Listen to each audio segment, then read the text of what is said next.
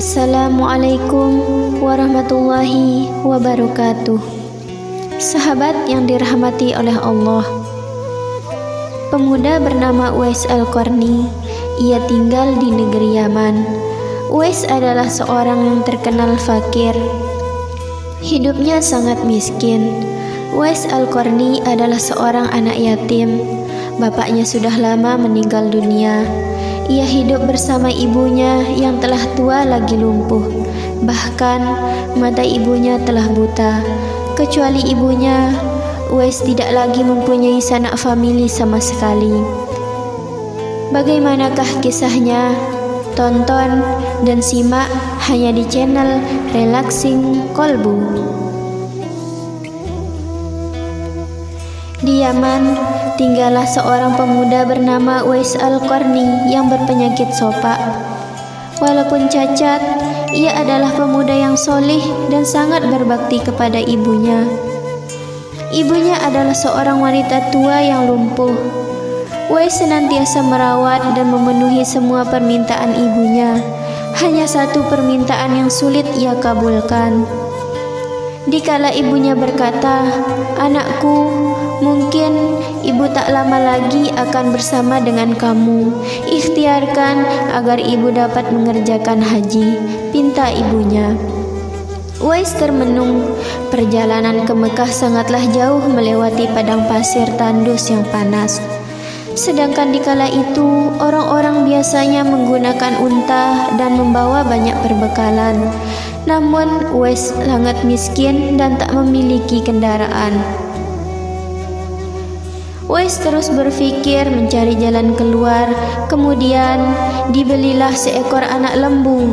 Kira-kira untuk apa anak lembu itu? Tidak memungkinkan pergi haji naik lembu. Ternyata Uwais membuatkan kandang di puncak bukit. Setiap pagi beliau bolak-balik menggendong anak lembu itu naik turun bukit. Uwais gila, kata orang-orang. Kelakuan Uwais memang sungguh aneh. Tak pernah ada hari yang terlewatkan ia menggendong lembu naik turun bukit. Makin hari, anak lembu itu pun makin besar. Dan makin besar pula tenaga yang diperlukan Uwais. Tetapi karena latihan tiap hari, anak lembu yang membesar itu tak terasa lagi. Setelah 8 bulan berlalu, sampailah musim haji. Lembu Uwais telah mencapai 100 kilogram. Begitu juga dengan otot Uwais yang makin membesar. Ia menjadi kuat mengangkat barang. Tahulah sekarang orang-orang apa maksud Uwais menggendong lembu setiap hari. Ternyata ia latihan untuk menggendong ibunya. Uwais menggendong ibunya berjalan kaki dari Yaman ke Mekah. Subhanallah, alangkah besar cinta Uwais pada ibunya. Ia rela menempuh perjalanan jauh dan sulit demi memenuhi keinginan ibunya. Uwais berjalan tegap menggendong ibunya tawaf di Ka'bah. Ibunya terharu dan bercucuran air mata setelah melihat Baitullah. Di hadapan Ka'bah, ibu dan anak itu berdoa, "Ya Allah, ampuni semua dosa ibu," kata Uwais. "Bagaimana dengan dosamu?" tanya ibunya heran. Uwais menjawab, "Dengan terampuninya dosa ibu, maka ibu akan masuk syurga. Cukuplah ridho dari ibu yang akan membawa aku ke syurga." Subhanallah, itulah keinginan Uwais yang tulus dan penuh cinta. Allah Subhanahu wa ta'ala pun memberikan karunia-Nya. Uwais seketika itu juga disembuhkan dari penyakit sopaknya. Hanya tertinggal bulatan putih di telapak tangannya. Tahukah kalian apa hikmah dari bulatan putih yang disisakan di telapak tangannya? Itulah tanda untuk Umar bin Khattab radhiyallahu an dan Ali bin Abi Thalib radhiyallahu an, dua sahabat utama Rasulullah sallallahu alaihi wasallam, untuk mengenali Uwais. Beliau berdua sengaja mencari Uwais di sekitar Ka'bah karena Rasulullah sallallahu alaihi wasallam berpesan, "Di zaman kamu nanti akan lahir seorang manusia yang doanya sangat makbul. Kamu berdua pergilah cari dia. dia akan datang dari arah Yaman. Dia dibesarkan di Yaman. Dia akan muncul di zaman kamu. Carilah dia. Kalau berjumpa dengannya, mintalah doa dan istighfarnya. Dalam kehidupan sehari-hari, Uwais Al-Qarni bekerja mencari nafkah dengan menggembalakan domba-domba orang pada waktu siang hari. Upah yang diterimanya cukup buat nafkahnya dengan ibunya. Bila ada kelebihan, terkadang ia pergunakan untuk membantu tetangganya yang hidup miskin dan serba kekurangan seperti dia dan ibunya. Demikianlah pekerjaan Uwais Al-Qarni setiap hari. Uwais Al-Qarni terkenal sebagai seorang anak yang taat kepada ibunya dan juga taat beribadah. Uwais Al-Qarni seringkali melakukan puasa. Bila malam tiba, dia selalu berdoa memohon petunjuk kepada Allah. Alangkah sedihnya hati Uwais Al-Qarni setiap melihat tetangganya yang baru datang dari Madinah. Mereka telah bertemu dengan Nabi Muhammad SAW, sedang ia sendiri belum pernah berjumpa dengan Rasulullah SAW. Berita tentang perang Uhud yang menyebabkan Nabi Muhammad SAW mendapat cedera dan giginya patah karena dilempari batu oleh musuh-musuhnya telah juga didengar oleh Uwais Al-Qarni. Segera Uwais memukul giginya dengan batu hingga patah. Hal ini dilakukannya sebagai ungkapan rasa cintanya kepada Nabi Muhammad SAW. Sekalipun ia belum pernah bertemu dengan beliau, hari demi hari berlalu dan kerinduan Uwais untuk menemui Nabi Muhammad SAW semakin dalam. Hatinya selalu bertanya-tanya, kapankah ia dapat bertemu Nabi Muhammad SAW dan memandang wajah beliau dari dekat. Ia rindu mendengar suara Nabi SAW, kerinduan karena iman. Tapi bukankah ia mempunyai seorang ibu yang telah buah renta dan buta, lagi pula lumpuh? Bagaimana mungkin ia tega meninggalkannya dalam keadaan yang demikian? Hatinya selalu gelisah. Siang dan malam fikirannya diliputi perasaan rindu memandang wajah Nabi Muhammad SAW. Akhirnya kerinduan kepada Nabi SAW yang selama ini dipendamnya tak dapat ditahannya lagi. Pada suatu hari ia datang mendekati ibunya, mengeluarkan isi hatinya dan mohon izin kepada ibunya agar ia diperkenankan pergi menemui Rasulullah SAW. Ibu Uwais Al-Qarni walaupun telah uzur merasa terharu ketika mendengar permohonan anaknya. Ia memaklumi perasaan Uwais Al-Qarni seraya berkata, "Pergilah wahai Uwais anakku, temuilah Nabi di rumahnya, dan bila telah berjumpa dengan Nabi, segeralah engkau kembali pulang." Betapa gembiranya hati Uwais Al-Qarni mendengar ucapan ibunya itu. Segera ia berkemas untuk berangkat. Namun ia tak lupa menyiapkan keperluan ibunya yang akan ditinggalkannya, serta berpesan kepada tetangganya agar dapat menemani ibunya selama ia pergi. Sesudah berpamitan sembari mencium ibunya, berangkatlah Uwais Al-Qarni menuju Madinah. Setelah menempuh perjalanan jauh, akhirnya Uwais Al-Qarni sampai juga di kota Madinah. Segera ia mencari rumah Nabi Muhammad SAW. Setelah ia menemukan rumah Nabi, diketuknya pintu rumah itu sambil mengucapkan salam. Keluarlah seseorang seraya membalas salamnya. Segera saja Uwais Al-Qarni menanyakan Nabi SAW yang ingin dijumpainya. Namun ternyata Nabi tidak berada di rumahnya. Beliau sedang berada di medan pertempuran. Uwais Al-Qarni hanya dapat bertemu dengan Siti Aisyah radhiyallahu an, istri Nabi SAW. Betapa kecewanya hati Uwais. Dari jauh ia datang untuk berjumpa langsung dengan Nabi SAW, tetapi Nabi SAW tidak dapat dijumpainya. Dalam hati Uwais Al-Qarni bergolak perasaan ingin menunggu kedatangan Nabi SAW dari medan perang. Tapi, kapankah Nabi pulang? Sedangkan masih terngiang di telinganya pesan ibunya yang sudah tua dan sakit-sakitan itu, agar ia cepat pulang ke Yaman. Engkau harus lekas pulang. Akhirnya, karena ketaatannya kepada ibunya, pesan ibunya mengalahkan suara hati dan kemauannya untuk menunggu dan berjumpa dengan Nabi SAW. Karena hal itu tidak mungkin, Uwais Al-Qarni dengan terpaksa pamit kepada Siti Aisyah radhiyallahu an untuk segera pulang kembali ke Yaman. Dia hanya menitipkan salamnya untuk Nabi SAW.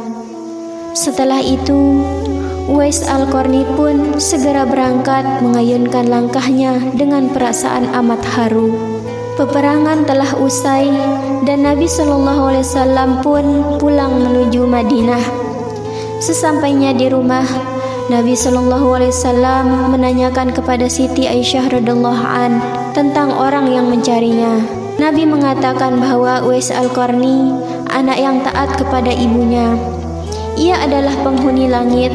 Mendengar perkataan Nabi SAW, Siti Aisyah radhiyallahu an dan para sahabat tertegun. Menurut keterangan Siti Aisyah radhiyallahu an, memang benar ada yang mencari Nabi SAW dan segera pulang kembali ke Yaman. Karena ibunya sudah tua dan sakit-sakitan, sehingga ia tidak dapat meninggalkan ibunya terlalu lama. Nabi Muhammad SAW melanjutkan keterangannya tentang Uwais Al-Qarni, penghuni langit itu, kepada para sahabatnya.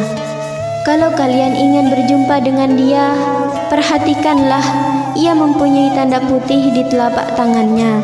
Sesudah itu Nabi SAW memandang kepada Ali radhiyallahu an dan Umar radhiyallahu an seraya berkata, suatu ketika apabila kalian bertemu dengan dia, mintalah doa dan istighfarnya. Dia adalah penghuni langit, bukan orang bumi. Waktu terus berganti dan Nabi SAW kemudian wafat. Kekhalifahan Abu Bakar pun telah digantikan pula oleh Umar bin Khattab.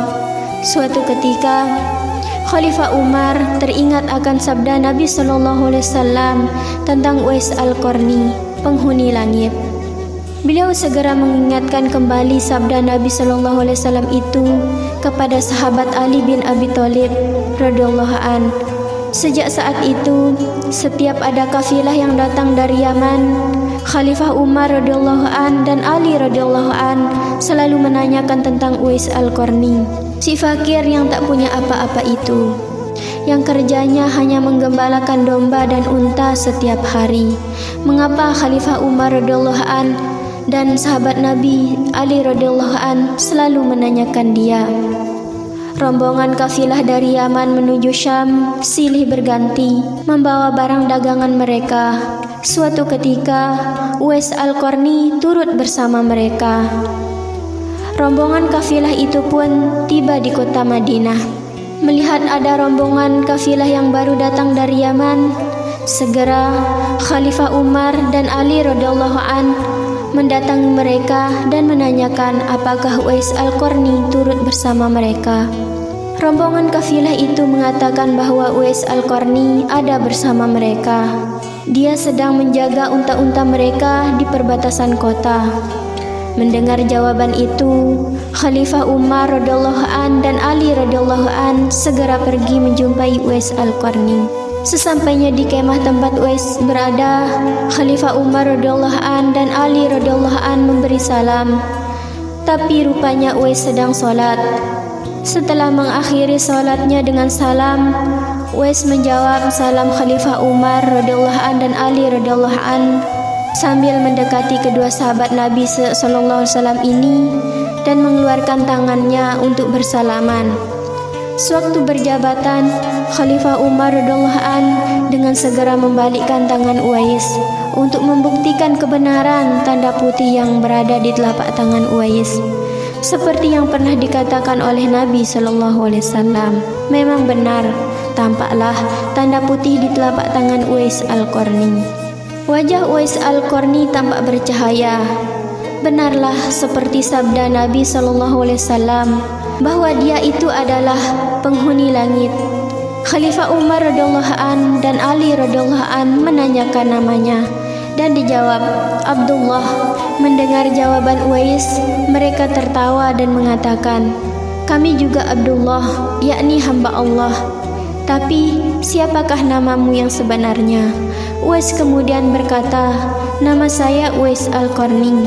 Dalam pembicaraan mereka, diketahuilah bahwa ibu Uwais Al-Qarni telah meninggal dunia. Itulah sebabnya ia baru dapat turut bersama rombongan kafilah dagang saat itu. Akhirnya Khalifah Umar dan Ali radhiyallahu an memohon agar Uwais membacakan doa dan istighfar untuk mereka. Uwais enggan dan dia berkata kepada Khalifah, "Sayalah yang harus meminta doa kepada kalian." Mendengar perkataan Uwais, Khalifah berkata, "Kami datang ke sini untuk mohon doa dan istighfar dari Anda, seperti yang dikatakan Rasulullah SAW sebelum wafatnya." Karena desakan kedua sahabat ini, Uwais Al-Qarni akhirnya mengangkat tangannya, berdoa dan membacakan istighfar. Setelah itu, Khalifah Umar radhiyallahu an berjanji untuk menyumbangkan uang negara dari Baitul Mal kepada Uwais untuk jaminan hidupnya. Segera saja Uwais menapik dan berkata, "Hamba mohon supaya hari ini saja hamba diketahui orang. Untuk hari-hari selanjutnya, biarlah hamba yang fakir ini tidak diketahui orang lagi." Fenomena ketika Uwais Al-Qarni wafat. Beberapa tahun kemudian, Uwais Al-Qarni berpulang ke rahmatullah.